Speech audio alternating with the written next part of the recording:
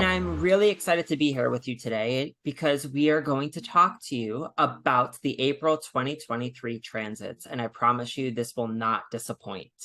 Today, I have a very special guest, which I'm super excited to share with all of you. And I think all of you will love her wisdom and everything she brings to the table.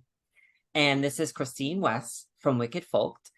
And she is one of the most inspirational people who has so much wisdom to offer about some of the most disliked transits. She offers such a unique perspective on how to empower ourselves through our fears. And I think you're going to find a lot of value in how she describes a lot of what we're going to go through this month. So I'm really excited to bring you on, Christine. How are you doing today? Thank you, Ricky. That was such a beautiful introduction. Right? I'm very well. I'm very well. Thank you. Yeah. Thank you. And I would love just to give you a space for a moment, if to share with us kind of a little bit more about Wicked Folk and what you do, and just sharing us a little bit about your wisdom that you're bringing, your gifts that you're offering us. Thank you. Thank you so much. I am a classically trained practitioner of the secretarial arts. I was a secretary for like 20 years before kind of shifting gears into my more passionate interests. And I've always been, I guess you could say, occult minded. And so the interest was always there, but now I'm kind of trying to really bring forth that passion and gifts. And so I started Wicked Folk, and I have a little Etsy shop. It is nothing great. You're welcome to come check it out. Yes. It's kind of going through the growth process along with me. And so I make little folk art, very occult inspired. I have zodiac discs, and I love to work with wood and crystals, gems. And so thank you. Yeah, I do that. And then I also do intuitive astrology readings and tarot card readings. And I love it. I love to meet people, talk to people, and work with my hands. And so it's been a great transition for me. Such an Aries energy too, working with your hands. I'll say as well, just for anyone interested, we'll put those links in the bio down below. So anyone who's interested in looking at your Etsy shop or anything like that, we'll put that down below so they can check you out. Absolutely. Come visit me. Yes, definitely. And so, before we could talk about April of 2023, it is still March for us right now when we're filming this. And I feel that there are some massive shifts that have unfolded for us this month. And some of those shifts, I think, are monumental for April. And just because I know you and I were talking before, I know that Mars in Cancer is a really big deal for you, also for all of us. But I feel this is definitely a significant power player coming to the table in April that we need to pay attention to. So I just wanted you to, anything you would like to speak on that with. Oh, yeah, for sure. So we're both Aries sun signs. And so, Mars is near and dear to our hearts. And being in Cancer, it is, technically in its fall, right? So it's Mars is unhappy or uncomfortable there. But I really see it as a, softer side of Mars and opening to vulnerability there and healing. So he's off of the warpath and he's home kicking back, maybe, polishing those war boots and his swords and cracking beers and just like guilty pleasure, enjoying himself, like relaxing, taking a beat. And I think that Mars being in Cancer during the Aries sun season invites all of us to do the same. And obviously, solar season of Aries, the ruler is in the moon's sign. I really think it gives Mama Luna a more powerful punch as she's making her rounds this season. 100. So you could say it's going to be a little bit maybe more emotional, or there may be some heightened emotional dynamics that are unfolding for us in this month. I totally love that. Go ahead. People that aren't usually big into their feelings are going to be more forthright with their feelings, and they need to be, because those are the shifts that need to be happening. So 100%. Let it out, people. Let it out.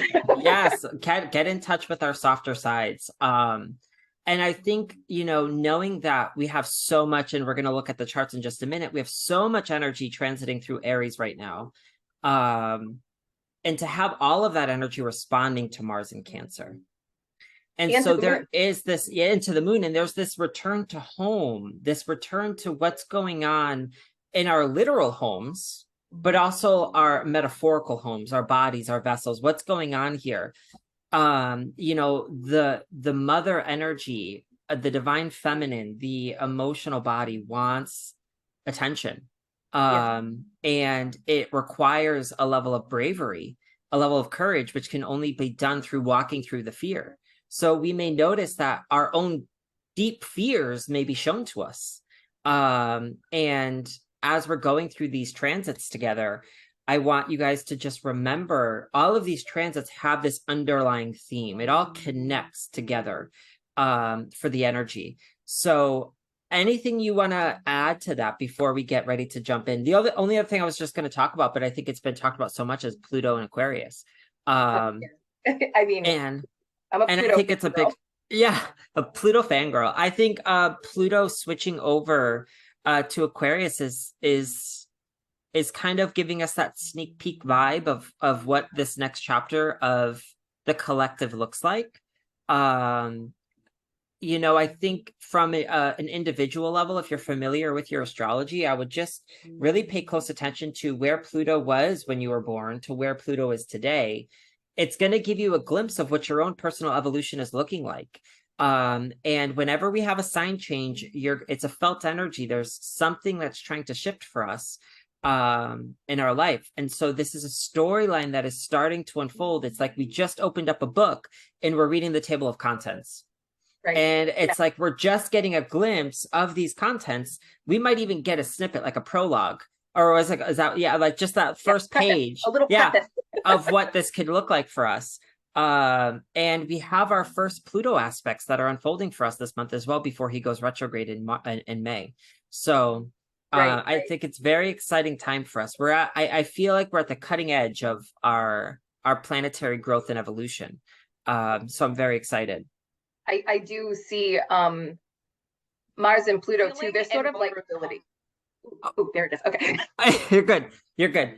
We're good. So, technical difficulties, but Mars and Pluto being comrades. Right. So they are, I see them as like comrades at arms because they're malefics. And so usually they're seen as these malintended influences coming in to destroy, take things away, you know, warmongers. And they're both in these softer signs. You know, they are flanking a lot of the transits that we're going to be looking at in different ways. Pluto is square to a lot of them, and Mars kind of takes some different roles, but where they both get to be in these sort of softer, more supportive roles to the whole. It's interesting because they get to take on a different dynamic than what they're usually granted. And yeah. I think I had said to you before that this month, this cycle, this solar season, really to me it's like healing, courage, to heal. And, you know, it's like there is this conduit of healing available to us if we're willing to connect and grab it. And with Pluto being in Aquarius and Mars being in Cancer, it really gives us the invitation to go to those internal places and bring it out. And so, yeah, facing the internal fears, secrets, and then moving forward in the world externally in a new way. That it's like a big release, and there are many transits and many opportunities to do it this year, like at large, 100%. 2023. But huge. Specifically, this Aries season, April is like just you've got just like invites coming to do the work. Tune in. 100. I agree 100%, and I think what I always ask is that whenever Pluto and Mars come to the table, they're showing us the pulse, I feel, of our individual and collective evolution. And what happens is that Pluto is entering this new space and this new territory. And, you know, being that we're going to have a full month, 30 days in April with Pluto being in Aquarius, and Mars transiting through Cancer, I think, you know, there's definitely this call to action of where the momentum is trying to take us right now. And I think it is up to us to listen and execute our own free will by embracing the things that we're most afraid of. I always say that on the other side of fear is our own self. It's who we are. And it's a journey that's not easy. But you knew that you could do it when you came here. So it's no, I agree. I agree with that wholeheartedly. And so let's go ahead and we're gonna start diving in to some of these beautiful transits for April. Let's do it.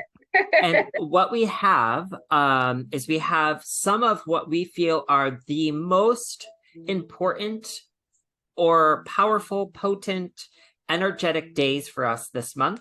And we are not covering every single one. That's one thing we should preface here too, because there's just so many aspects that are happening. We really wanted to pull out what are the juiciest, the meatiest, the ones that you may actually notice and feel.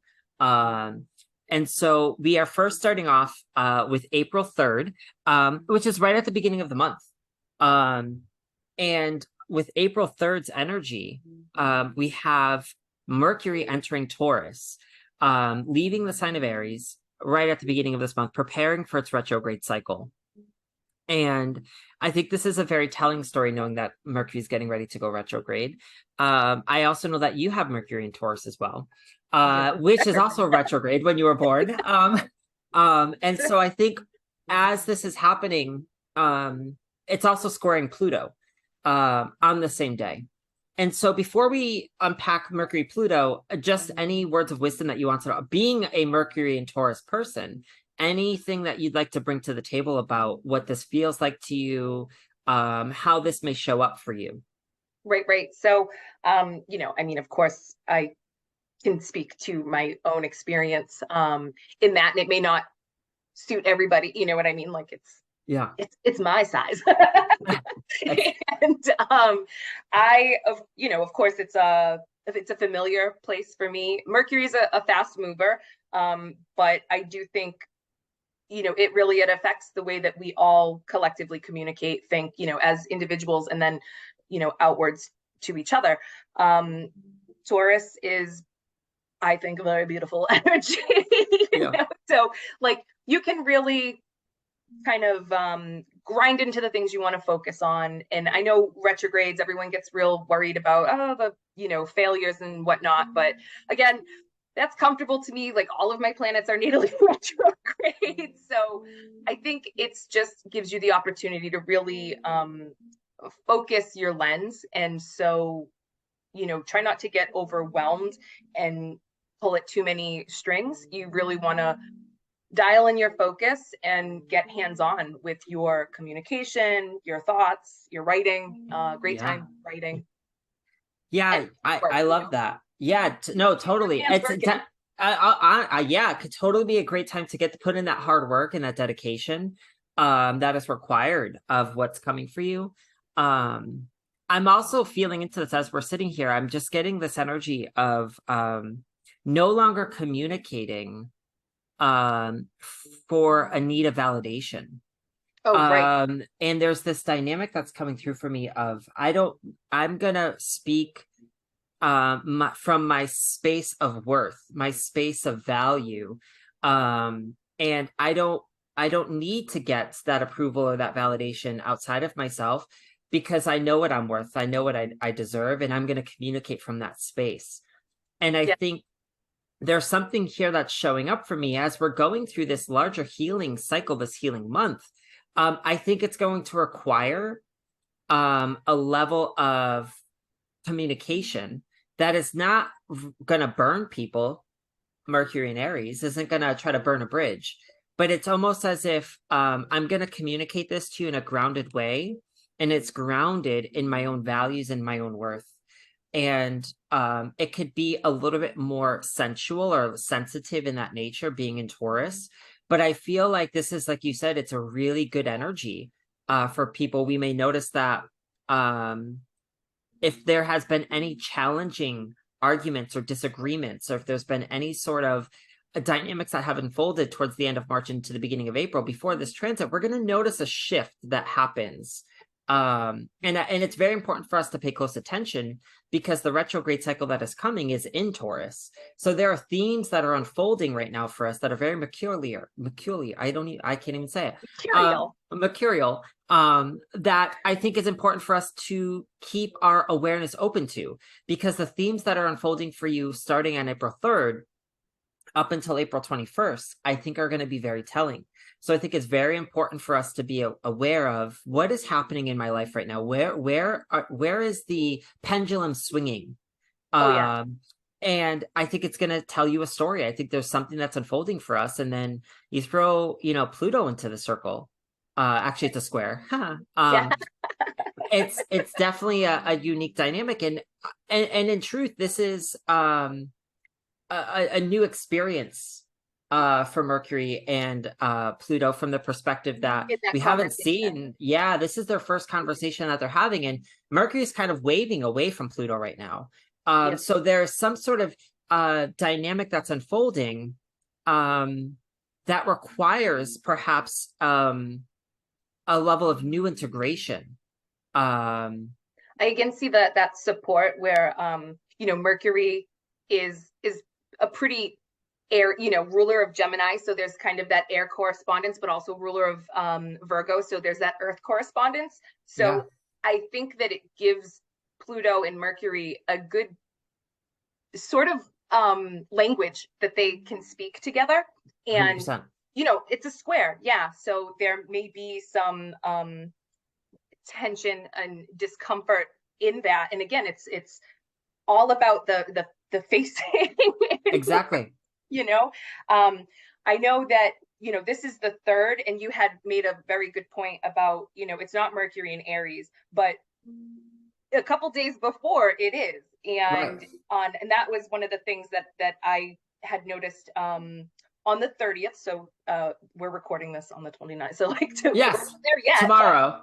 Right. The Pluto is going to be opposed the moon, and that moon will be in Leo, but it makes kind of a T-square to Mercury while it's still in Aries. And 100%. So those are the days that you may have those kind of, hot words. Yeah. And, but there's also brave communications and sort of like very deep heartfelt feelings, moon in Leo, that you have this opportunity to say something that is massively transformative, and it may come out hostile, and that's grounds for transformation. And you may also be brave and say, speak up about a need that you have that you've never mentioned. And like, that's huge. Also, there's like big shifts, and it's all leading up to this. And I think that the third, when Pluto and Mercury square, and they have that understanding, air and earth, to be able to bring it out. You know what I mean? So it's 100%. Like, probably are mulling over this thought, and I think you may be able to give actual words to it and speak it to who it needs to be spoken to. Oh, 1,000,000%. And I love that you brought that into the equation. And I could see some people potentially manifesting challenging communication dynamics, but it's only challenging because we're not used to it. Exactly. We've never experienced this discomfort before. Right. And we want to be careful as Mars transits through Cancer, because Mars in Cancer at a shadow frequency can have a little bit of a passive aggressive tendency. Right. And I could see there being this need again to I need to value myself. I need to source my sense of security from myself, and I need to communicate from that place. So Pluto, I always say, sometimes attracts what we repulse. We attract situations that we don't like, but we need them to grow. Absolutely. And so if we experience a communication, and this can manifest in so many different ways, relationships, friendships, family dynamics, work dynamics. And if we manifest a communication dynamic that is a little uncomfortable for us, can we put on our brave face and say, this is an opportunity for me to shine. This is an opportunity for me to show up. And I feel like it's a switch of perspective. It's a switch of how I'm viewing how I feel. And that's a big thing. I would always, how does this make me feel? What are my feelings right now? I think is really important as we navigate through these transits. And, I don't feel like it's one of those things to be super afraid of. Like you were saying, it's not a transit that is meant to be frightening. No. The only thing that's frightening is our fear to do what we know we need to do. And chances are, if you're in a situation right now where there's a conversation dynamic unfolding, you're probably somewhere where intuitively you know you shouldn't be anymore. And so there is this shift that's unfolding for us. It's an opportunity as much as it is, you know, oh, it's a square and it's tension and discomfort. It's for a reason. There's a purpose behind it. And if you can be, you know, brave enough to step up to that healing conduit and grab a hold and, you know, take that internal to the external realm. And I love the, you know, Pluto in the 7th. So yeah, very like you may feel snappy at your partner's relationship, you know, relationship and in 10th house. So like people you work with, you know what I mean? Yeah. Like, it's your involvement with the world. Speak up about it. Be who you want to be in the world. And that's very Aquarian too. That Pluto in Aquarius is pulling us to how are we showing up in this world? How can we make our difference? Or how can I show up to help this planet? And so definitely take a look at where 0 degrees of Taurus and Aquarius are in your chart. And this could give you a little bit of a preface of what may manifest. And now not everyone may manifest something. It may be a very quiet day for you, but you want to see if you have any planets or asteroids at this marker. And I also, the other thing I'm just intuitively feeling into as well with Mercury and Taurus, I'm feeling this energy of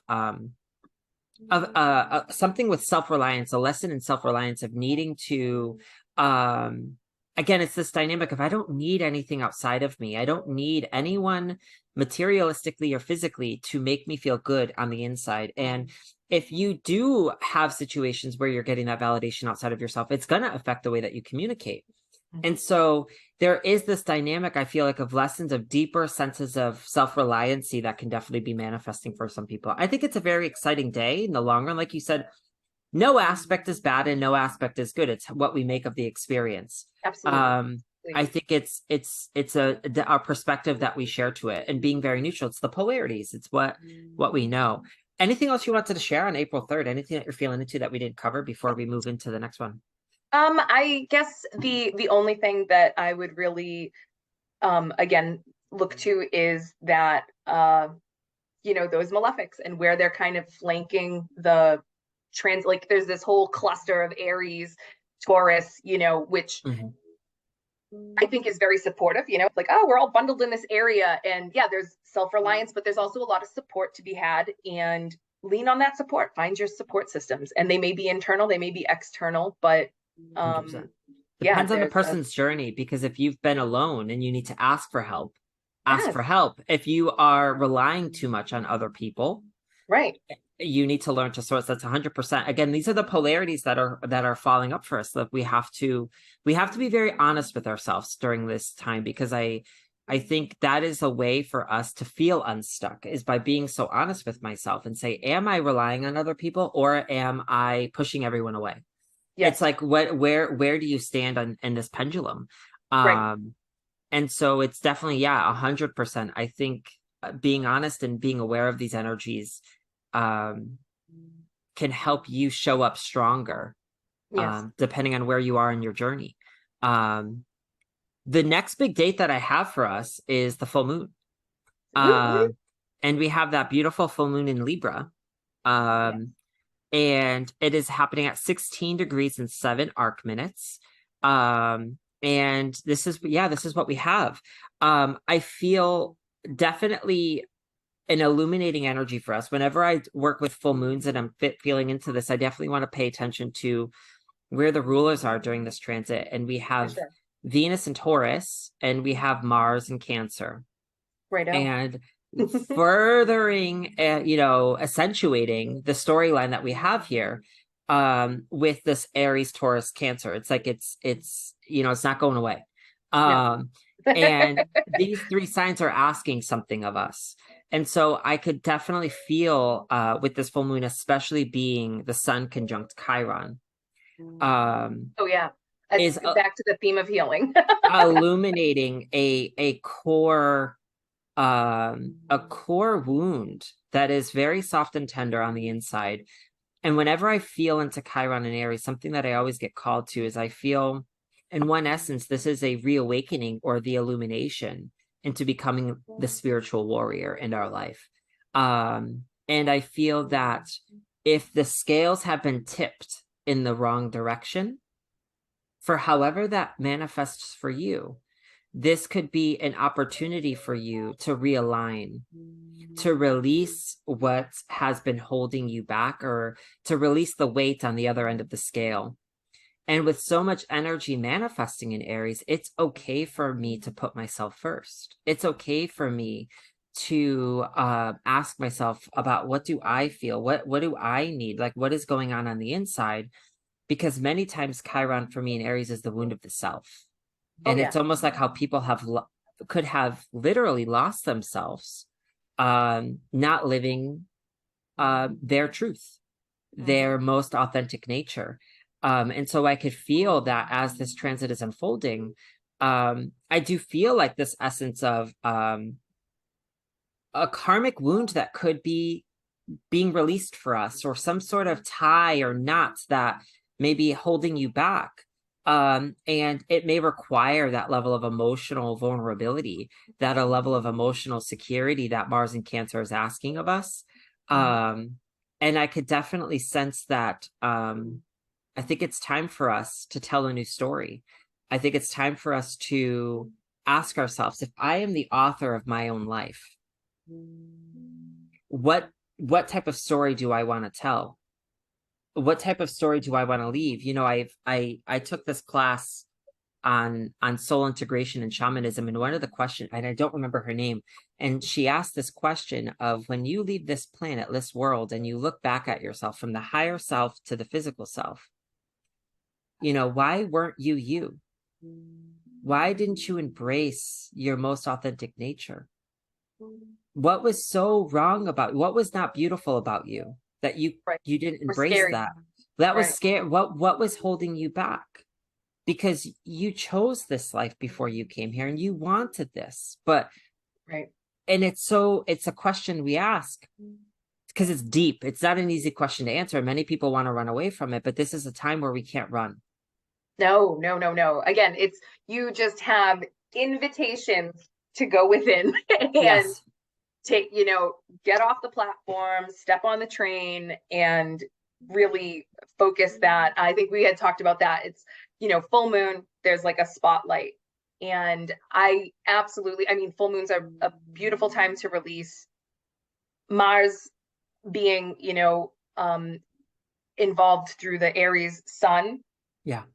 Again, very supportive of release and banishing, and that kind of softer Cancer placement, where he's really willing to help you to do that. Look deep within, Cancer. What am I scared of? Cancer can be secretive about that. And 100%. It's like the Aries sun with that supportive, harmonious Libra moon. It's just like a warm light to like really shine into those shadowy places. And with, again, those flanks, Pluto and Mars, it's like, go to those dark places, be brave, and be willing to be vulnerable with yourself, and you can really release that out. And then Chiron conjunct to that sun, I mean, it's just, is there not a more beautiful, like, releasing energy? And we've got kind of all the elements also. You've got it's a really round full moon. I mean, obviously full moon, but like, you've got the sun in Aries, you've got the moon in Libra, and their rulers, like you said, if we're going to look to the Aries ruler, Mars is in water, and Libra's ruler, Venus, is in Taurus. So you've got this really whole elemental support, and all of the, I would say, planetary supports there too, that are like, we really want you to do this journey, like, go through it. You've got to go through it.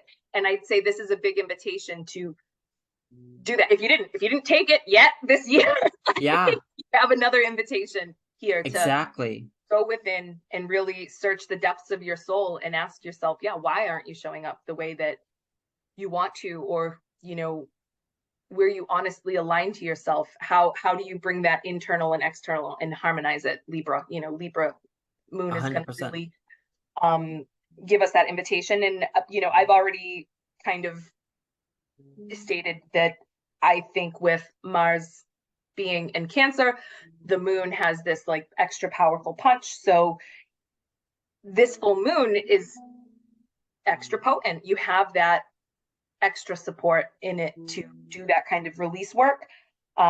Sorry, just like staring down at my notes. No, you're good. You're good. I love, and during this day we know that the moon would have actually it would be the day prior on April 5th. The moon would square Mars prior to the full moon. So there is this building of energy building up to this full moon. And I'm also feeling, as I'm sitting here and I'm listening to you, I'm also feeling into how this full moon could be very intuitively driven for some people. I feel like we have Jupiter in Aries as well. The Sun and Jupiter are going to get ready to conjunct each other. I feel like there's a heightened sense of listening to ourselves, listening to our inner voice, listening to our inner wisdom, because I feel like there's a wave right now. There's a massive wave that is carrying us that can be very expansive and very opportunistic. And it requires a level of self-trust. And recognizing who are you, and that's why Aries represents that I am. Who are you in this journey? What are, and that's also very Chironian, if that's even a word. Chiron in Aries is like, who are you? What are you doing here? What is this journey about for you? Because many people that are born with Chiron in Aries find themselves with that wound of, will I be loved for being my most authentic self? As I am. As I am, and who I want to be on the inside, will that be loved? And I'm looking at this chart, and I didn't put this in my notes originally, but I'm also looking that Neptune is going to be creating an opposition with Ceres in Virgo. And Ceres is that great mother energy. It gives me this essence of there's a voice inside of ourselves that we need to look at. Am I being so self-critical? Am I being hard on myself, where I am not allowing myself to see myself for how beautiful I really am? What past patterns or toxic thought behaviors needs to be dissolved? And this full moon may be very illuminating for these patterns that are unfolding for us. And I think with so much support to say, embrace the fear, it's a very powerful lunation for so many people. And I think it's, can I let go? Can I let go of the control Right. that Aries I'm holding on to? Aries has that very, instinctual nature. And a lot of times it can be seen as haphazard, action without thought. But that is that sort of, it's like intuition meets instinct, and Exactly. they, come together. And it's like when gifted a target, you have a direction and a directive to like channel that fire towards, and put it towards the healing is why your goal should be release what isn't, I know it's an old trope, right? I release what doesn't serve me, but it is because, I mean, yeah, we should always be doing that, like every day. Exactly. And what are, many people, and this is something that we have to do, is be willing to, I'm going to release what doesn't serve me. But we also have to psychologically and subconsciously, there are the effects of this that we have to make sure that we're still working through. Absolutely. And it's going to require that sort of courage and being able to say, you know what, this is going to be uncomfortable. And I think one of the biggest lessons with these transits that we're going to notice, or the themes that go through all of these transits today, is getting comfortable with the uncomfortable and recognizing that change is in the air. Yes. And the more I resist it, the more uncomfortable it becomes. But the moment I lean in, I might find myself kind of liking it, kind of being like, "Ooh, this feels empowering. Yes. Ooh, I feel a little bit more creative than ever before." Right. On the other side. And I think that that's people will often, I think it's an old saying, right? Like, you'd be surprised at what you receive when you're willing to give something up, you know, like what takes the place. So you release what isn't serving you. I want to release this idea of who I am and align to who I truly am. Yeah. Like, yeah, that is going to feel uncomfortable at first because you've been running on this other version and now you're welcoming in a new version of yourself, and maybe a little awkward, you know, like when a fawn stands up on its legs, they're new and they're shaky, but you know, yeah, deer is a deer is a deer. you know, I agree with you 1,000,000%. And the last thing I just want to mention is the Venus energy here. One thing I'm really watching for in April is going to be this Venus transit. At the end of March, Venus joins up with Uranus. Shortly thereafter, we're going to have Juno and Uranus dancing together. Mercury is going to come into Mercury does go retrograde on the 21st, but it is in this space together. I'm really called to watch how our individual relationships evolve this month. And what I would say when we have Uranus and we have Venus, they're loosely conjunct here. They're 7 degrees apart, but it's just still something I'm watching, because I could sense that people are either finding liberation from relationships where they feel stuck, or their relationships could totally ascend to that next level of commitment. Right. And I think it's telling that the eclipse is coming up on the 20th, which we're going to get to, but it just feels like if anyone, you know, areas of life I'm really called to is really paying close attention to our relationships. And again, as I was saying for April 3rd, how am I sourcing my security? How am I relying and depending on other people? And again, it's that polarity dynamic here. Or have I pushed everyone away and I'm alone and I have a hard time asking for help? Right. We really have to be honest with ourselves here, because I love Venus in Taurus. She loves it too. But I really want us to focus on loving ourselves and becoming more in love with what is on the inside. It's like, I feel like it's what makes me special. What are my own personal values? What are my, you know, valuing ourselves? And I think with more self-worth and more self-value, we can get unstuck. We're okay with the uncomfortable. We're okay with taking those leaps forward. Because I trust myself. It's like, I trust my vessel. I trust my body. I can do this. No matter what the challenge or obstacle or opportunity may be, right. Trusting yourself, and building that sense of a new form of reliancy, in what that means for people. It's just something that's coming through. There's something very opportunistic about this Venus. And, you know, there's something to say with Venus being where she is and Uranus at 17. Uranus is creating a little bit of that, the quincunx over there. Poking holes in the existing paradigm, you know, and yeah, you know, Venus is your values, your relationships, but also like your resources and how you value those resources, you exactly. know, so maybe looking at your relationship to how you're resourced and how you resource yourself. 100%. You know, time, energy, money, not just your material goods, but, you know, I think Uranus is coming in to help you look at that a new way. It's bringing some new, fresh perspective to maybe how you have always done. And, you know, Taurus is its Earth. They're all in there in that Earth, muddy season. I'm in New England. I love it. It's muddy season.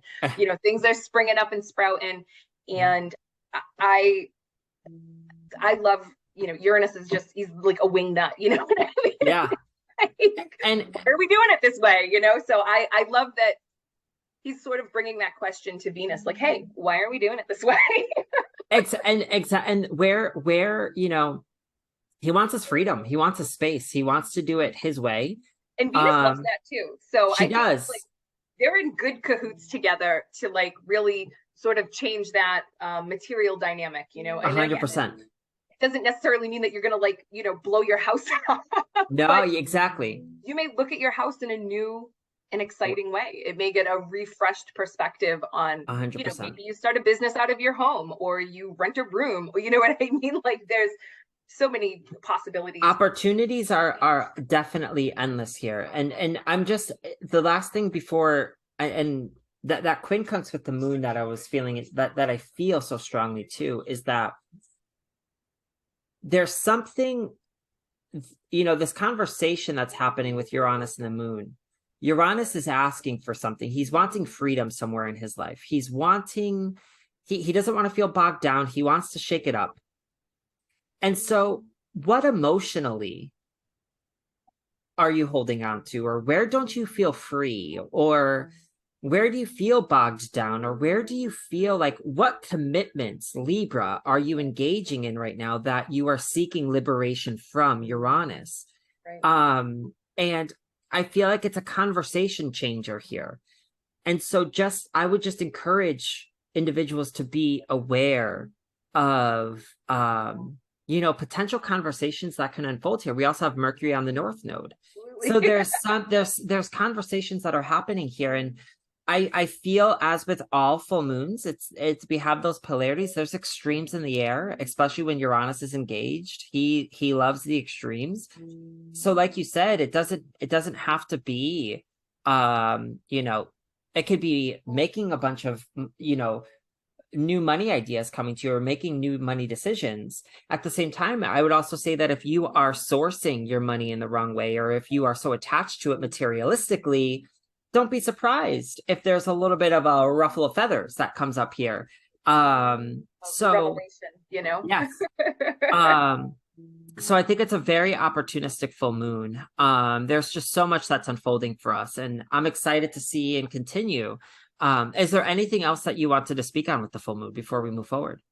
I mean, there's always going to be something, but I think like there's a lot going on in April. There's a lot going on this year. And I think that we hit on really the biggest significant energies that are up. But yeah, really, it is a well-rounded time to go within and bravely, boldly communicate to yourself and really, 100%.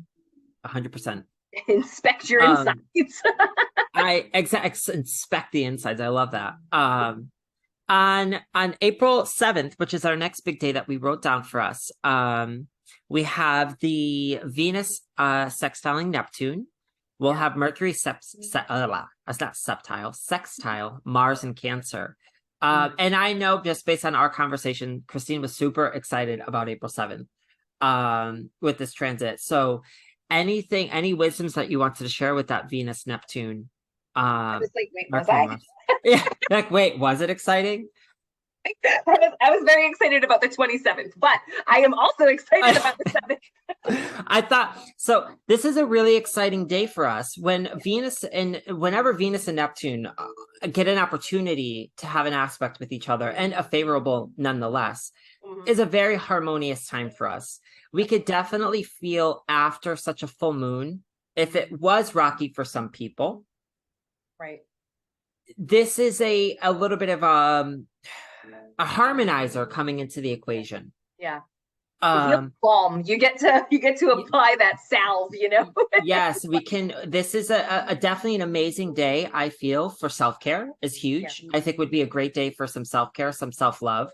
In their homes, right? Like Venus is in Taurus and Neptune being in Pisces. They're in their self-care, like, bubble baths and very sensual. And it's a great day to feel into your senses, I think, and really appreciate them. 100%. And I feel romance could definitely get a little bump here too. I think this could be a little bit of a very good romantic, deep, sensual day. I'm Mars in Taurus and Mars in Cancer and Venus in Taurus, I just think is already has the sensual element to it. I'm visualizing an individual with Venus in Taurus and Mars in Cancer. And there's just this importance to want to be held, to touch. There's this very loving energy that comes through here. For sure. And equally at the same time, Mars and Mercury, I feel like it's a really good day for action, speaking up, or there could be this element of moving things forward in our life. There could be a dynamic of setting a boundary that needs to be set. This could also be having a conversation with a loved one and having the courage to ask for help in a certain perspective. I'm also noticing on this day too, we're going to have the moon cross over the south node. The moon will oppose with Mercury on this day as it's happening in Scorpio. And whenever I have the moon in Scorpio, I just feel there's always an opportunity for us to take a plunge into deeper waters that are often slightly uncomfortable for us. But I think with Venus and Neptune and Mars and Taurus, it's okay. I can do this. This is going to be something I can handle. Saturn is getting ready to trine with the south node. So it's definitely a really, I feel like a harmonious day after a full moon. It feels like after potentially a lot of emotions, I'm going to take a break. I'm going to relax here. I'm going to take a little bit of a TLC vacation. Indulgence day. Yes. And I could see that happening definitely. I'm called to, like I said, I'm just keeping my eyes out for this month on that. The Mercury and Mars, I feel like I'm interested in the conversations that are being told here. I'm interested in what is showing up for us. Mercury is faster than Mars. Mercury is going to get ready for that retrograde cycle on the 21st. I'm interested in these conversations that are happening. How am I showing up with my voice? How are other people communicating with me? How am I communicating with myself? And as we go through the retrograde cycle and Mercury and Mars are joining, what's going on here? What are these things that are, I just feel that there's something that is unfolding for us that we need to pay close attention to. And that busy moon, that's just my Pluto and the moon this month. They're just my obsessions. But, Mars being in Cancer and that Scorpio moon being really, I know it's, directly opposed the North Node, and I would say Mercury there. But because it's like that whole block party going on in Taurus and Aries, it's kind of, to me, it's opposing all of that. And so it's really, again, you've had that release from the full moon, and now the moon is giving you the opportunity to kind of like another perspective. And Mars and Venus to let you come to that without focusing on it. You know what I mean? Like Scorpio is invested and it wants to keep, doing that thing. And I think kind of in the background, you're that, but it's definitely an indulgent day. And through that, I think you get to a little bit more of that truth and where you want to be aligning, because your senses are part of that, and 100%. It's not bad. No, it's and the other thing I'm watching too is that we have the Mars Saturn trine happened already. But it's in its separate, they're still close. And what happens here is I really love this aspect because I feel like it's a really great time to accomplish things and get things done.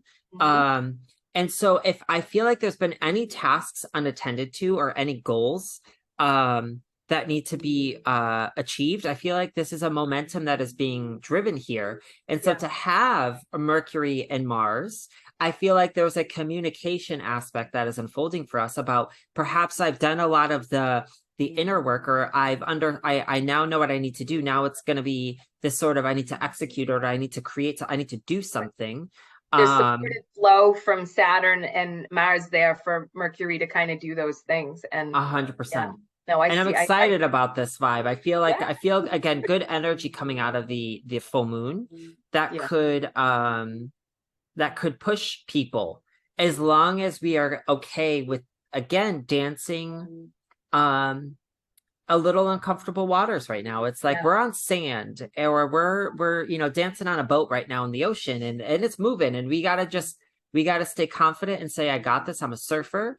And I think if we can stay grounded in our own personal truth and remember who we are, I think this is, again, a very opportunistic time for some people. That's like your compass, you know. Yeah. It is your the directive, the goal that you have, you know, and you can dance on the boat and lose yourself in that sensual activity because it is freeing, and you're still working towards, you know what I mean? Like you're still Exactly. working towards that, you know, you have your directive. Exactly. Exactly. Exactly. I have April 10th here is our next big day for us. Which on April 10th, we are going to have our wonderful planet Venus transit into Gemini. Which I feel like after her stay in Taurus, like I said, I'm very interested in these relationship dynamics.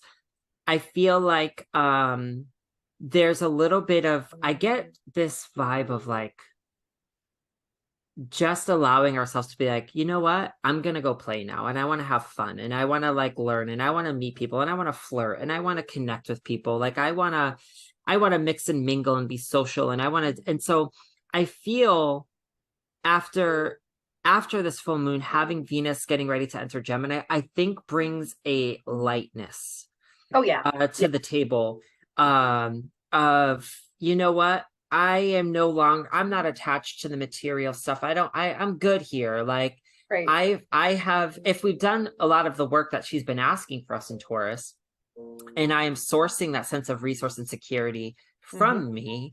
And now it's like, I want to go share it with people. I want to go try new things. I want to go do new things. I want to like explore, or, you know, I made a bunch of money with Venus and Taurus. So now I want to go do things with this and go try new things out. Yeah. And No, so I'm sure. really excited about this transit through Gemini. And I think it's gonna be a fun transit for us. While I know she's gonna have a little dance with Saturn, I always say Saturn is a restructuring energy. And so I feel like perhaps there are some lessons that we need to learn, that I can't be so scattered when Venus enters Gemini as this goes. I still need to stay structured, but I can't forget to have fun. I need to make sure that I'm enjoying what life has to offer. It's embracing that inner child curiosity. Don't forget all the work that you just did. You know, Yes. you did that work and you get to enjoy yourself, but you don't want to go off the deep end. You don't want to dance off that boat. Exactly. And let's integrate this energy. Let's really try to integrate this in our life experience right now. And I also feel with Venus and Gemini too, it's almost like go read that new book or go try that new thing. It's like there's this essence of, I feel something wants to shake up, something wants to change. It's this consistent thing of, something is trying to shift for us in our reality. And sometimes it's going to take a specific question that changes our perspective, or something that just comes in. We're like, oh, I'm going to change this up. I want to do this instead. Or don't be surprised if come April 10th and on, you're kind of wanting to feel a little bit more playful, or go try a new hobby, or getting out there. It's like, it's almost like a spring fling, or I feel like it's, I don't know, I get this very flowery energy, even though it's not so much, but I just get this sunflowers, and let's just embrace that. No, there's like an invigoration, I would say, Yeah. in that Gemini energy for Venus. Where yeah, I think I get that too. Like she gets to go and try some new things, and you know, Taurus, where those values are very aligned and there's like a responsibility to uphold that. I think Exactly. Gemini really lets you you know, go to the, like under the bleachers and have a good time. Exactly. And flirt a little bit, and that's okay to have a little bit of fun. Yeah. I think what's most important, as always, is to not lose ourselves. And be very aware of the commitments that you're engaging in. I think that's another theme I'm feeling into intuitively. I feel like this is going to be another month where our personal commitments are going to become a focus here. Commitments to work, to people, to friends, to family, to ourselves. And the whys behind them, like the reasoning. Why? Exactly. You want to be doing that? Exactly. I think Gemini and like Venus and Gemini is also great for that. It kind of is a continuation of that Uranus, like, why are we doing it this way? Right. Gemini is going to let you look at both sides, We do it this way Exactly. because, and I don't want to do it this way anymore because, you know. I love it. Yeah, exactly. And I think keeping that grounded in our psyche as we navigate this, I think, like I said, can be very opportunistic. I think it's a very exciting. I like Venus and Gemini too. I think she's fun. Yeah. And Yeah. so the next one I have, right She's after gonna this, talk some smack. she's gonna talk some smack and then flirt with you after. Um, so we have the Sun conjunct Jupiter. Yeah. Really nice transit. I always enjoy a good Jupiter transit. And this, from a very high frequency, very positive dimension, is incredibly expansive. This is an incredibly lucky day. I'm also Right just on called that that. this. Can you hear me? Oh yes, yeah. It's Oh. just it's also occurring like right on the Oh, in this chart, yeah, it's the midheaven. midheaven. Yeah, Yeah. this could be it's very opportunistic for us. It's very expansive. Um, and I'm also called over here. We have Uranus and Juno are meeting up on this day as well. Right, And right. so it might not be exactly this day. I'd have to look deeper into the chart just to see exactly what time that You transit is, know, but it's definitely the there. degrees It's are there. There. I yeah. mean, you know, I'm not Um, about exact. the arc minute. The Sun Jupiter just feels like such a positive day to embrace our boldness, our honesty, our intuition. It's Yeah. a great day to push something forward, to take action, to take a risk, to take that leap of faith. Um, as I'm sitting here intuitively, I'm feeling into this energy, and I'm wondering if I'm tapping into the eclipse as I'm saying this. I can totally see some people that, again, I said this earlier, that are stuck in a relationship. I can totally see this being a day of I want my freedom. Yeah. I Oh want to be yeah. free. I'm gonna Job, start I'm gonna start a not new just job. Doesn't have to be a partner relationship. relationship, Yeah, like it's like a yeah. contract of some sort that may Mhm. need to be cut because it's tying you down and you don't Right. feel free. And I feel like the Sun and Jupiter is like your opportunity to show up more so in your life, today Yes. than the past year, the last time this transit happened. Right. And I just feel such good energy from this. And I Oh feel like yeah. Sag you're, moon, yeah, Jupiter Sun conjunction. Yeah, there's a big push for freedom, I would say. And coming off of that, Chiron mingling with the sun, there was a lot of healing. And I think you get to expand on that. And so you very 100%. well may be looking at those relationships, your place in society, job, whatever, like those contracts, how we show up. Yeah, Um, the way we show up, are we masking or are we being our authentic selves, like 100%. it's kind of like who you fooling on that day, you ain't going to be able to hide yourself. Yeah, because this is a great day to say it, speak it, say it, be it, do it. I'm also, and I'm feeling into this because I know, we had Jupiter and Chiron met up in March, and that's a conversation that was happening about an opportunity for us to heal the parts of ourselves Right. that we're blocking our ability to take those risks and step up to the plate and healing those core wounds of the self. Right. Right. And The now the Aries. Sun is joining up to the picture. Now the Sun is meeting up with Jupiter. Yes. Yeah. So Jupiter and Chiron had a little conversation. They had a little mingling. As I said, I like to, I feel like this campfire energy. And it Yeah. feels like Jupiter and Chiron were hanging out. And Mhm. Jupiter went and moved on and said, okay, I did my job. I expanded this. So you are more aware of what's going on here. And now the Sun is met up with Chiron, and the Sun and Chiron is helping us feel more confident, helping us feel more self-assured, helping us feel more of that loving energy on the inside of valuing ourselves. And then now the Sun is meeting up with Jupiter. Yes. And, this is something where I feel like it's totally, like you said, expanding on the healing work that we could have done thus far. Right. And it's almost like I always ask people, well, what are you going to do about that? It's like, Right. now that what are you going to do about it? Well, this transit's going to tell me. It's like, this is what I'm going to do about it. I'm going to take this, or I'm going to do this. So I feel like this is a very beautiful transit of a day. I'm very excited for these days. It's right after the full moon too, which I think is so beautiful. Mhm. So I just think that's something to always keep in mind as It's this more of continues. that momentum, I feel like. And again, I'm like beating a dead horse at this point with like all my healing. No, you're good. And that's It's a so theme though, evident. you know. Yes. It's the theme that keeps unfolding for us. And Right. you know, we have to ask ourselves where is the healing applying to me in my life? Is Right.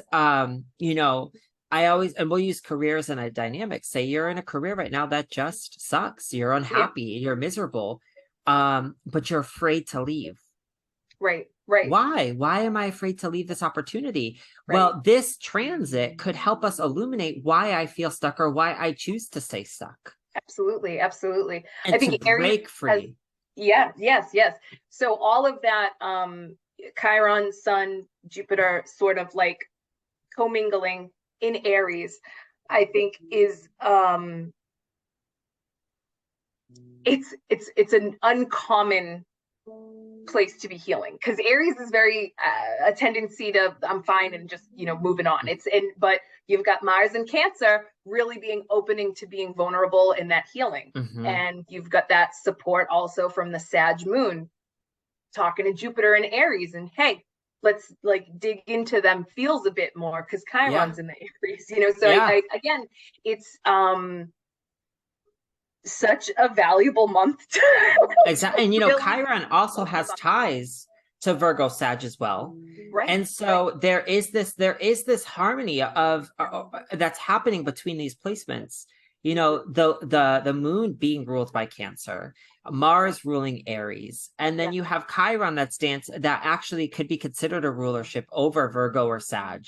Right. And that's where all three of these signs are dancing together. Yes. Yeah. And And that's what there's I mean. something to be You just said about this expansion that invitation. wants to happen. Yeah. And it is definitely, one of the big things that I talked about in a video recently is about emotional immaturity versus emotional maturity. And how are we holding ourselves in states of being emotional victims in our own Right. way? Right. Our own mind stories. And I feel like this is a leveling up or emotional maturation, because Cancer can be very emotionally immature. They could be very emotionally needy, clingy. Yeah. They Secretive, need that not emotional, forthright. and they need that emotional validation now.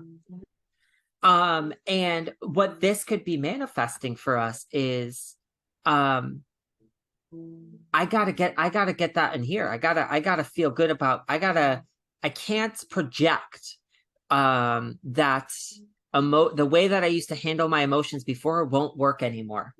Right. And I have to grow and change. So if you've noticed that the way that you handled your emotions in the past gave you results that you don't like, well, now it's time to change. And Yes. so this storyline is giving us a perspective on how can we expand change our own lens on how I've been doing things. And let's do it a new way. It's exciting. Let's trailblaze a new direction. Absolutely.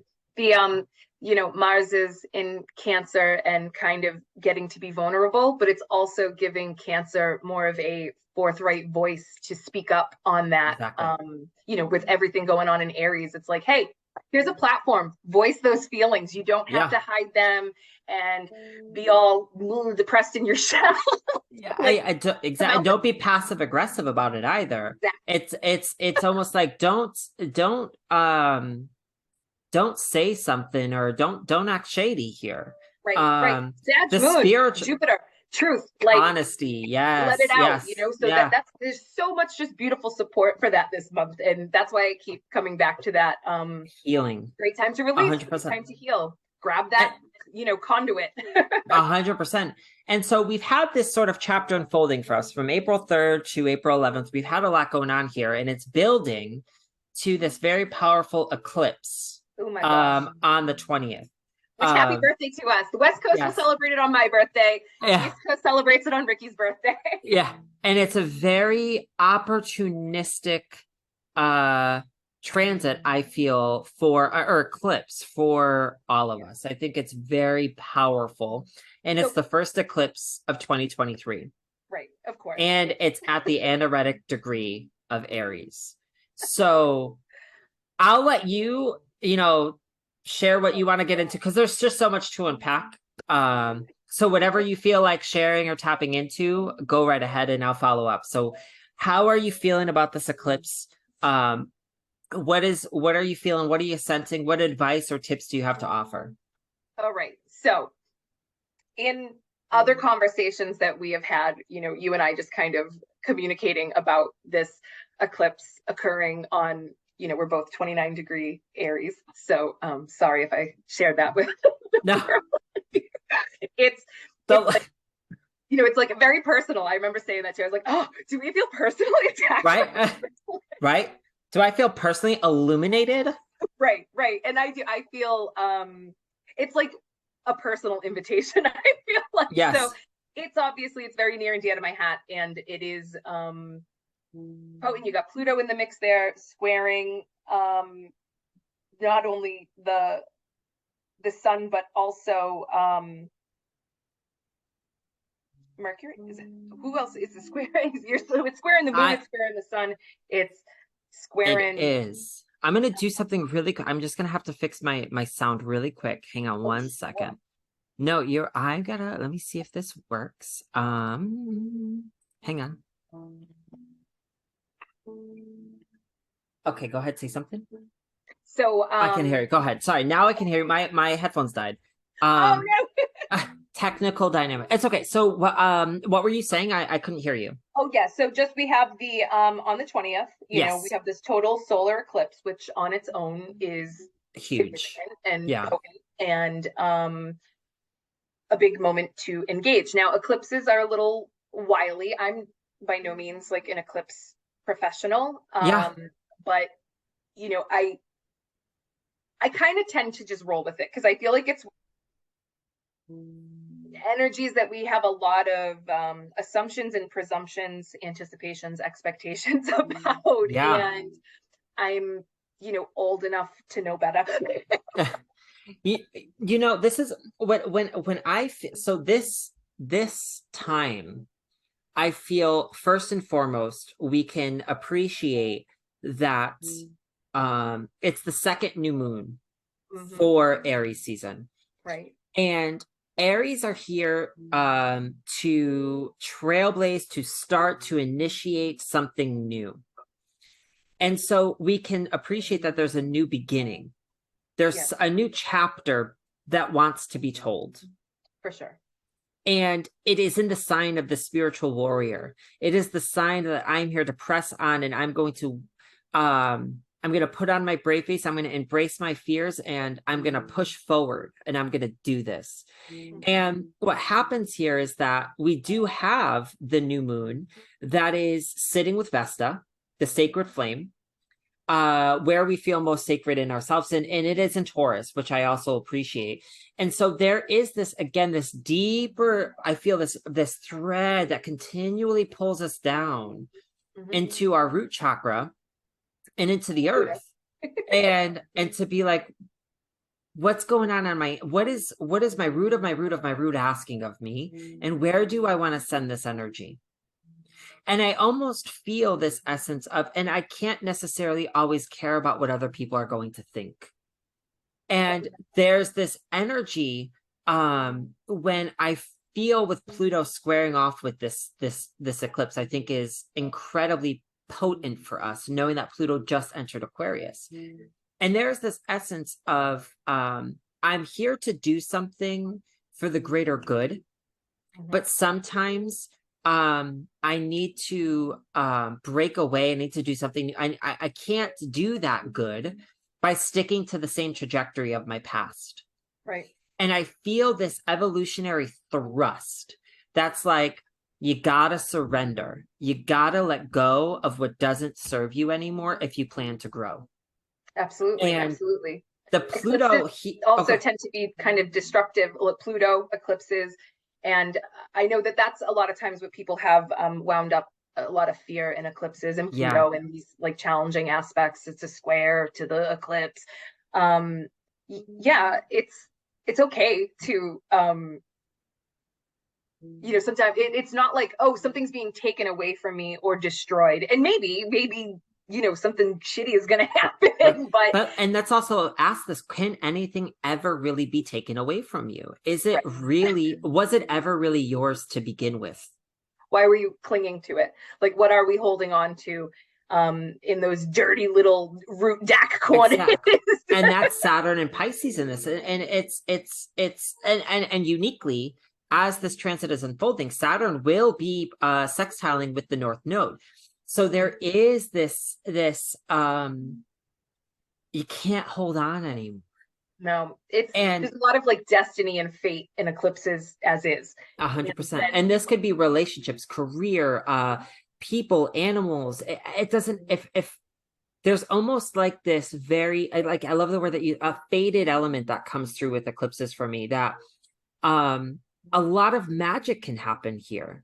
Yeah, absolutely. And the magic that's unfolding for me requires this Plutonian momentum, or this Plutonian power, potency, because it's for something bigger. It's for something bigger. And we have to remember that the things that are unfolding for us in April are much bigger than we could ever imagine. Yes. Yeah.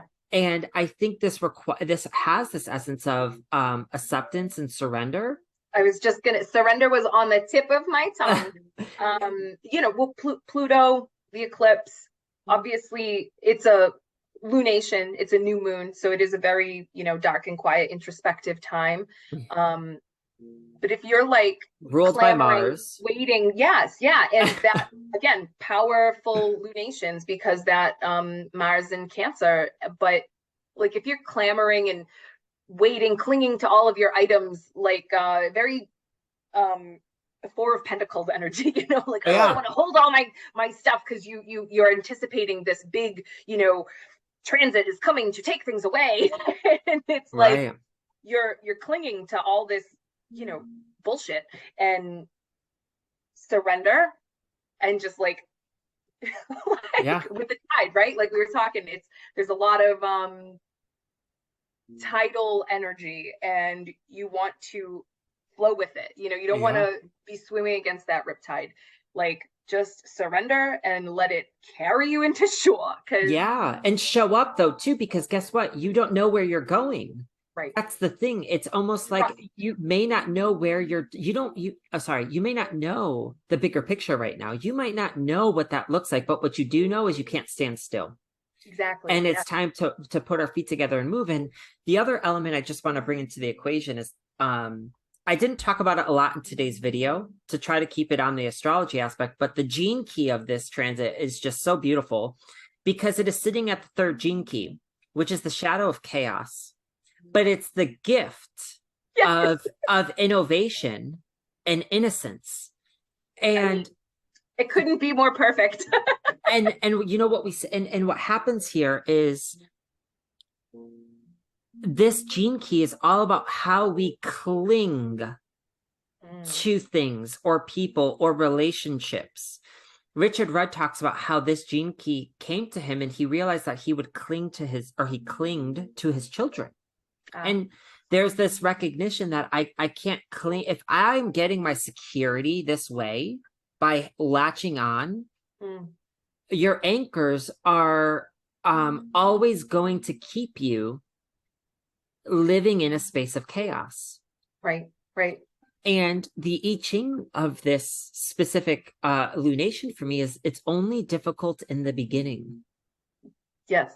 And if we can just take a deep breath, put our hand on our heart chakras, and just say, it's okay, I got this. Just trust. and at the end of the day, the only person who can do this is you. Absolutely. And I think for this specific eclipse, again, look at your charts, look at 29 degrees of Aries, look at our cardinal signs, actually, any of the cardinal signs, Libra, Cancer, Capricorn, really look at what's going on in these areas of your charts, because it can illuminate how this lunation would affect you, or how it could influence you in the area of your life. So in this specific chart, we're definitely looking at something going on in the family dynamics, emotional security, a lot of fourth house energy showing up here for this person. Back this is just inner, the moon themes, 100%. And when I feel into as well, we have Eris hanging out over here on the left-hand side, the goddess of discord. You know, I feel like feathers need to be ruffled sometimes, and sometimes change happens in unexpected ways, and it could be beautiful and it could be amazing, and sometimes it could be a shit show. Oh yeah, but blessings in disguise. And what happens is that many times those wild moments where things feel like they're all over the place, this too shall pass. And that's a lesson that I've been saying with Saturn and Pisces, is this too shall pass, and everything that comes goes. Absolutely. And we have to be willing to dissolve our own physical needs or security dynamics. And it's almost like, well, I'm here now and I want to do something new. Yeah, you're stuck in a job for 20 years and you're sick and tired of it. You're done. I don't want to do this anymore. It's toxic. I don't enjoy this anymore. Well, it's putting on my shoes and saying, well, I gotta do this, and I gotta trust myself that I can make a secure life on my own, you know, making my own money, or launching your career in a new direction. Just Breaking jobs, even, you know. Yeah, breaking a relationship, or if you feel stuck in family dynamics, which can definitely be happening. I'm very called Mars in Cancer, being the sort of elephant here in the room. Yes. Is really bringing us back to home, to family, to mother dynamics, to mother wounds, to emotional wounds, and anything like this. He's really wanting to tap into. And the way to do this is by being vulnerable, open, and honest, and embracing our most authentic nature. I feel the other essence I just want to bring in is Mercury and Uranus. Because Mercury is getting ready to go retrograde in a day. Right. And so it is so close to this transit. So just be on the potential lookout for surprising, unexpected news or anything like this that can be coming through, or having conversations where it's an unexpected dynamic that's unfolding for us. It's a very, very powerful time for us. I think you might find revelations in unexpected places, like a simple conversation at the grocery checkout, and the person you're chatting with just like, it connects, and you're like, oh my God, I never thought of it that way. And that's sort of that comes back to that Mars in Cancer, like not doing, like the letting it be. Mars is very action oriented. Aries is very action oriented. They want to do, they want to go, but this is taking place in the 4th house. It's a new moon.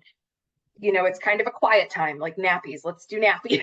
Yeah, 100%. And so again, anyone who's listening right now, definitely look at your chart and see where this transit is happening, and it'll give you so much insight into how this is how it could manifest for you.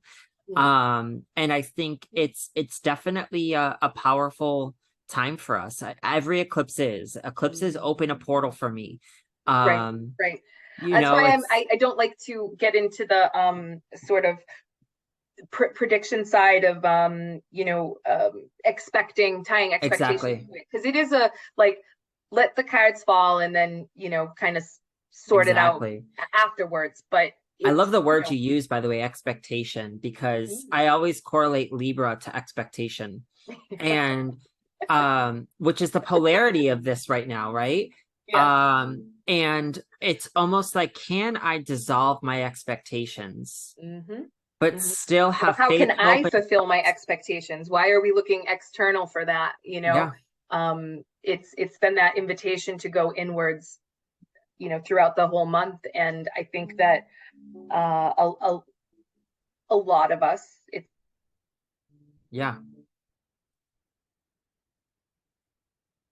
be them for ourselves with all this Aries energy inviting us in that direction. Yeah, totally. And the last thing I was just going to say before we go to the next transit is just coming back into the body. Totally Aries, getting back into our instincts, getting back into our body. I think movement is going to be very important. Anyone that maybe has anxiety or overthinking a lot or feels nervous or anxious, getting into the body, getting outside, getting out in nature, doing something with your hands, getting creative, singing, dancing. These are all really healthy exercises to navigate this high energy time.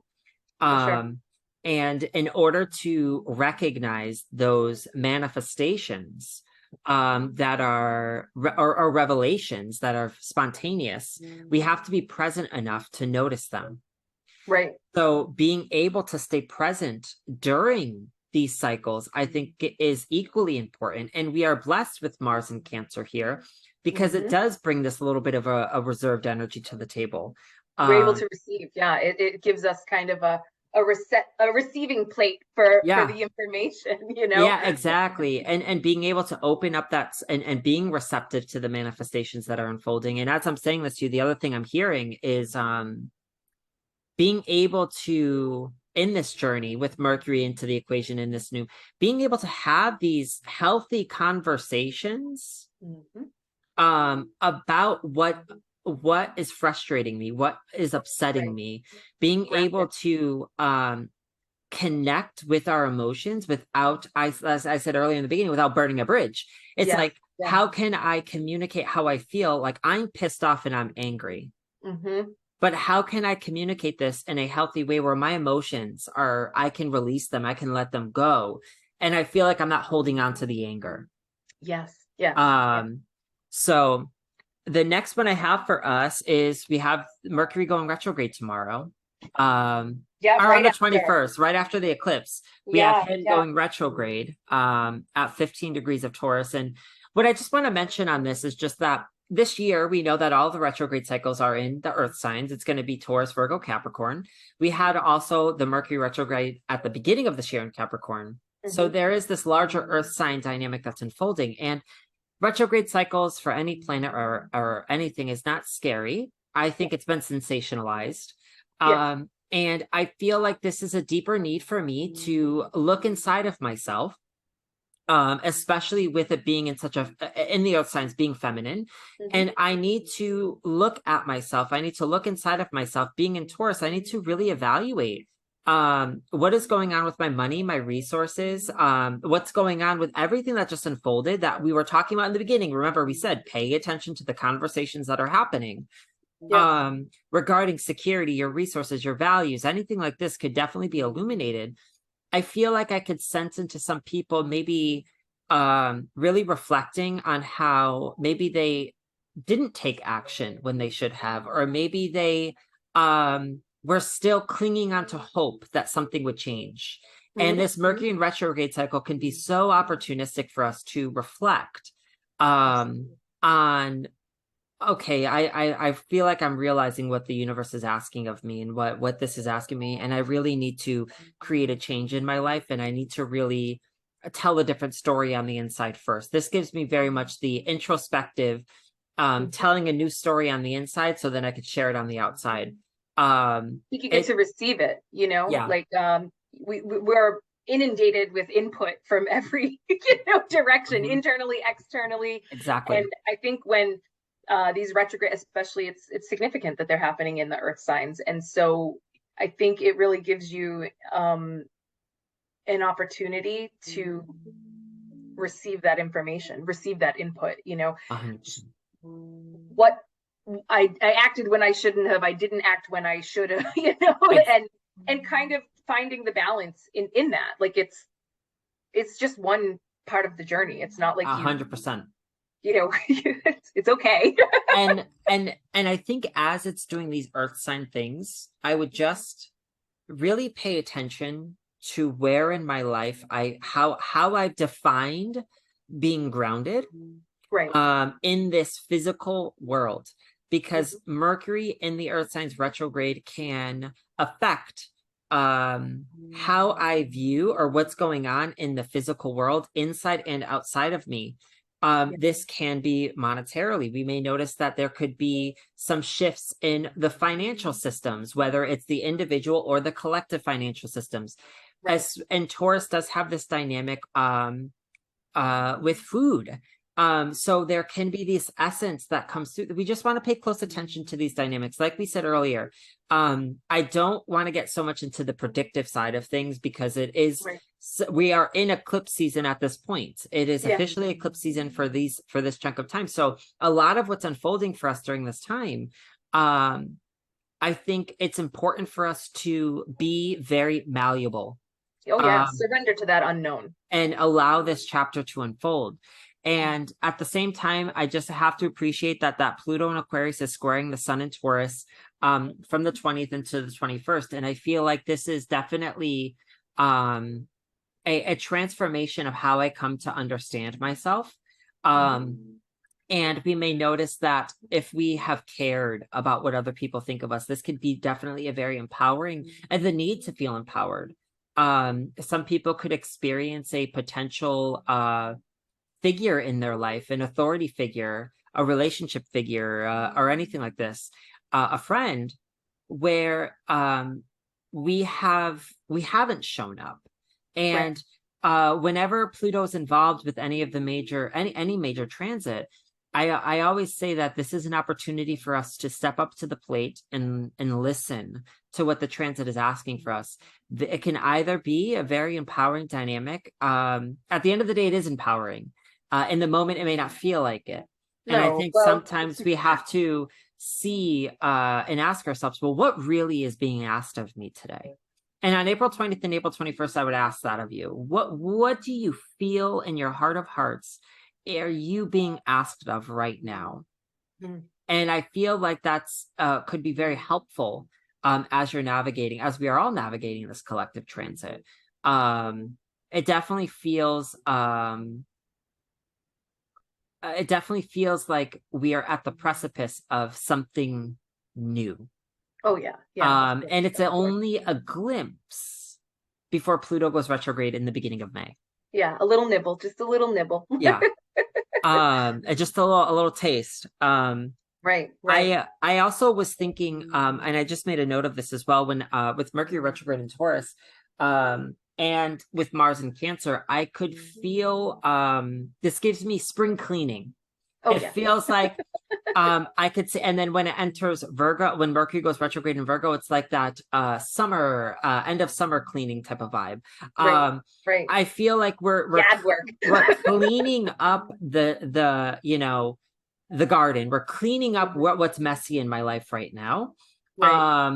Whether that is my health, my diet, my food, whatever. There's these shifts that my money, my self-care, there's something that wants to be changed, or something that wants to happen here. Goes back to those overlooked dusty corners, exactly. Real dusty corners, hiding that shame, or metaphorical dusty corners too. It's like, exactly both ways. And so I could definitely see this definitely unfolding as this goes on. And then I have April 27th, which is another really big significant day. We're building way for the Mars Chiron square on this day. And there was one other thing I had written down. Oh no. There was Mars Chiron square. There was something else that we wanted to talk about with this chart. But Mars and Chiron, you had brought this forward, being almost like couldn't have come at a better time, being that it's the end of the month. And we've had so much heavy lunar influence. And having Mars come together with Chiron, it's almost as if two different energies come through. And one dynamic, I just want to say, be very careful and aware of potential accidents on this day. Definitely. We have Mars, the ruler of Aries, squaring off with Chiron in Aries. So this is like, it's a very this could be a day where emotional dynamics definitely are coming to either a peak or emotional dynamics being created. This could be from one end of the spectrum, a fresh wound being triggered, a fresh wound being made when Mars is triggering Chiron. And it's almost as if this is where I always say to be careful of the passive aggressive tendencies of Mars in Cancer, because Mars in Cancer is like a mama bear. And if you push her far enough, she will take it all down with her and she doesn't mind. Mars in Cancer's energies, like when they allow their anger to come out, you don't want to be around it. Right. Well, because it's been bottled up usually for so long, just kind of like vibrating under the surface. Exactly. So at one's perspective, this could totally be a bottled up energy of emotions that are just coming out. Right. At the same time, this is giving me the energy of an amazing opportunity. If we've been listening to the tides that have been showing up for us, can be an incredibly therapeutic opportunity to address the wounds head on. Right. And we tie up the month on that healing note. Like we started the month on this healing note, and it's exactly kind of on that healing note. And again, we have the moon opposing Pluto, and we come on back the same day. That was the other transit that you brought up. Sorry. Yeah. Again, just like Pluto fangirl, I can't help it. And you know, when we have this season and when we have this dynamic, Pluto in Aquarius and Moon in Leo, this does bring a level of a potential emotional volatility to the table. Emotional energy could be through the roof on this day. Again, we as a society are not 100% familiar with these Aquarian Pluto transits because we haven't experienced it. We know from the history, but we don't have any sort of control mechanism, like a science control of what to expect or what to anticipate. Right. And so there is this essence of understanding these transits, especially with Moon Pluto. And what's very unique for me as well is that we have the moon, which is, again, the ruler of Cancer. Mm-hmm. And so there is this Pluto energy that is giving us some dynamic here of where in our life, again, I'm going to say this again, do I not feel free? Right. Where am I shaming myself? Like, where am I wearing those shame shackles? How am I holding myself a victim? Or how am I limiting myself? Mm-hmm. Pluto and Pluto at 0 degrees in Aquarius is sitting, I think it's the 60th gene key, the shadow of limitations. And it's all about understanding how we mentally are holding ourselves back from what's possible in this life experience. Now, there are natural limitations to life, which are out of our control.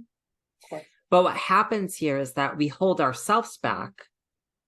And that's where it's almost like we get held a victim. We hold our self-sabotage. Yeah. And I feel like when I'm getting this, again, that Chiron in Aries, it's almost like, oh, did I? We might have. Can you hear me? There we go. I got you back. I got you back. So I was going to say the Chiron in Aries is, could I be loved for being my most emotionally vulnerable self? Can I be loved for being me, who I want to be, who I am? And I feel like if anyone is in a situation right now in their life experience, where there is this stuck energy, or they are not embracing their own unique, authentic nature, I feel like we're going to notice that there's some sort of liberation that's trying to happen. It's almost like we need to be stepping into our truth. Kind of an unavoidable liberation. And that dynamic with the Chiron, Aries, Moon, Pluto, it can be very messy and confrontational, sort of in that way, but it is really an opportunity to take action towards that healing, to invite the honesty. Pluto can be scary in that way because it demands brutal honesty of the self. Mm-hmm.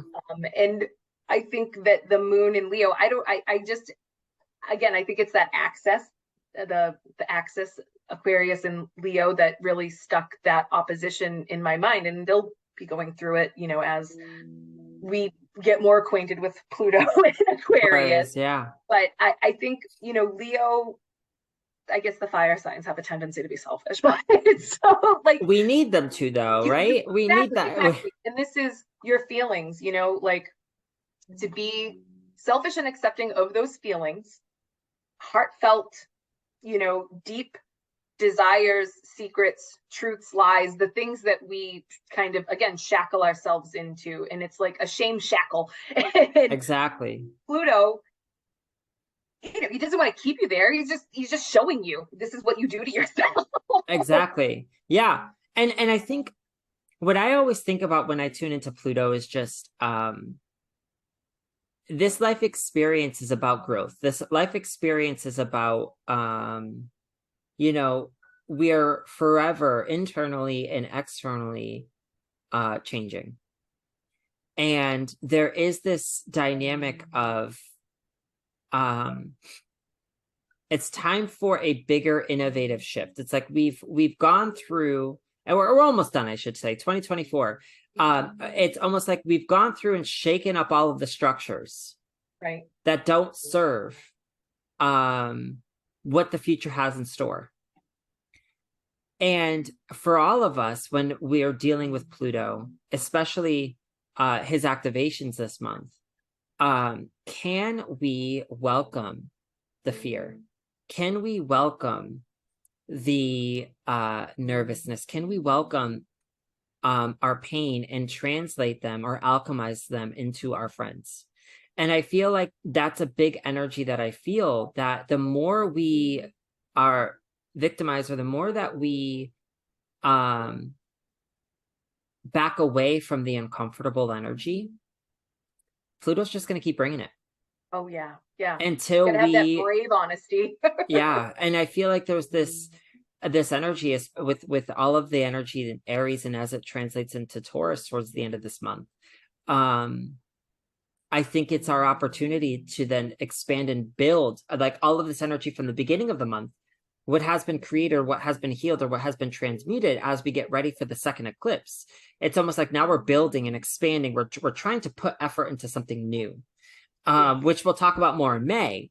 But and we end the month with the Mars Uranus sextile, which I absolutely loved, because it's almost like for those of us that are putting effort in, those of us who are really taking the time and dedication to do the deeper soul work that is being asked of us this month, I feel like this could be an amazing day of spontaneous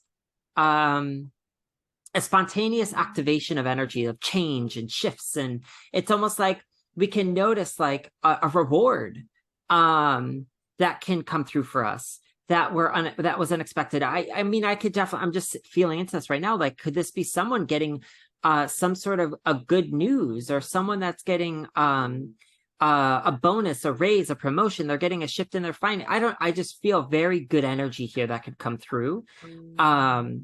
As we're getting ready to end this month, it almost feels like the last shift. Yeah, right before Pluto goes retrograde a few days after. It's almost like it's a high energy as we end the month, especially with Uranus and Mars. I'm paying very close attention to the 29th, because I definitely feel like a shifting of energies that is unfolding on this day. And I feel like it's very opportunistic for many people. Yeah, definitely a high note, but kind of a winding down.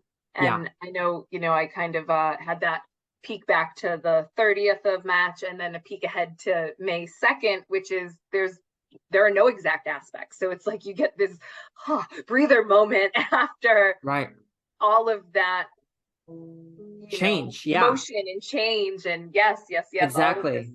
These transmissions that you're going through and receiving, and you get to take a breather before we head into like the next eclipse. The heavy hit is in May. and the next eclipse is just right around the corner. We got the moon getting ready to get closer to that south node.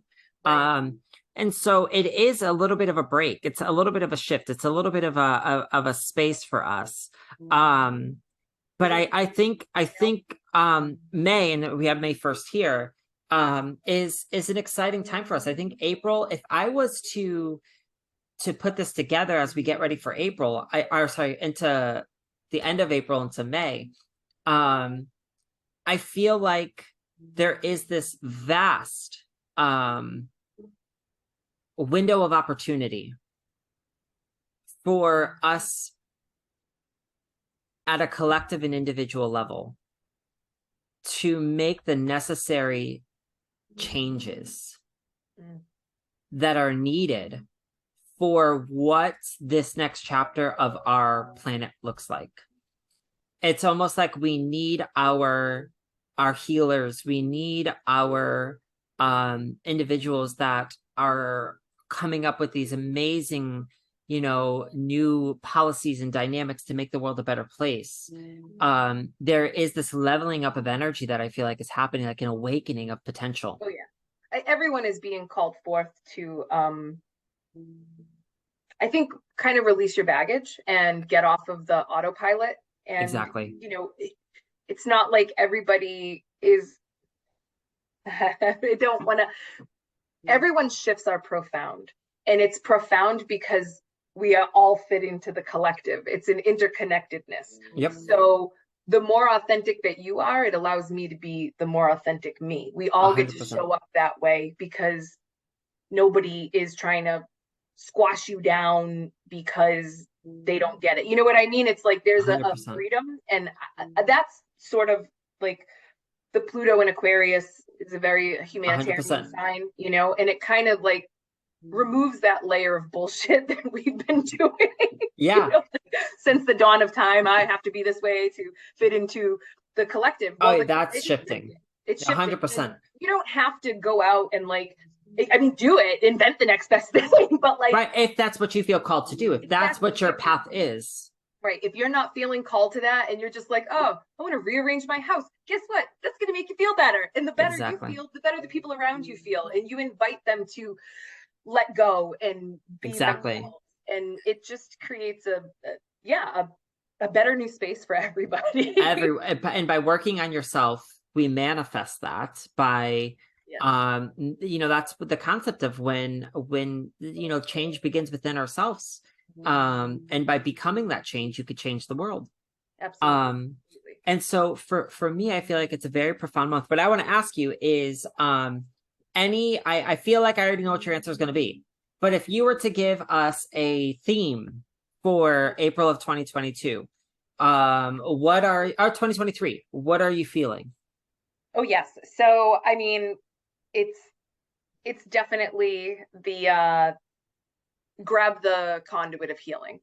Don't be bashful, be brave, and grab a hold of that conduit because it's available. Yeah. And just brave honesty. Brave honesty. No, 100%. I'm just taking down the charts because we finished with those parts of the transits. Went through it. I love that you said that, and I think the conduit of healing is here. It's in front of you. Like I was saying, I feel like I am sitting by a campfire, and I have all of this energy that's around me. And do I have the courage and bravery to do what I know I need to do? And it's not going to be easy, but I know it's the next best step that I have to take in this journey.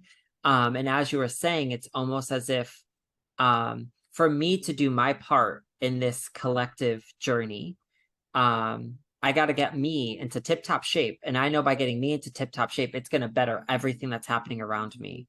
And that's all, again, bringing us to those deep internal perspective shifts. And so I absolutely love that. And I feel be receptive to healing. I feel like I forgot what I had mentioned that I feel like this is the lens of the spiritual warrior is evolving, and I feel like our healing is here and now. And I feel like as we're getting ready to embrace April, I encourage us to see ourselves as those spiritual warriors and recognize, where in my armor am I dented? Where is my armor hurt? What needs to be repatched? What's going on here? It's not time for war. It's time to mend. It's time to figure out, where am I, what's going on? Why is my armor tarnished or whatever? And let's clean it up. You get to hang up the shield or lay it out as a receiving bowl. Exactly. Lay it out, lay it out, lay it out. And I think it's if you do this and if you can embrace the change and the uncomfortable, the level of healing can be profound and a new chapter is beginning. Absolutely. Absolutely. So last question I have for you. Do you have any exercises that you'd like to share with anyone that you would spiritually to help anyone with this energy this month? Anything you want to share? Anything that you could offer that would be anything? It could be whatever you feel. Sure. Oh, I mean, as you know, we're going through these Pluto transits. And so a thing every day I do breathing exercise. Yes. Hey. And it is a way to, come into the body, but also to like co-regulate between mind and body. And so I'm a big fan of the box breathing. And if you don't know what that is, it's basically, 4 in, you hold for 4, 4 out, you hold for 4, 4 in. And if you want to really relax, you can change that exhale to 8 breaths out and keep everything else 4. And I find that to be very soothing for my needs. I love that. I love that. I love that. And I the breath work, meditate, just getting ourselves grounded in our own breath helps us puncture the overthinking. It helps us just kind of cut right through that to be present with what's happening around us. Yes.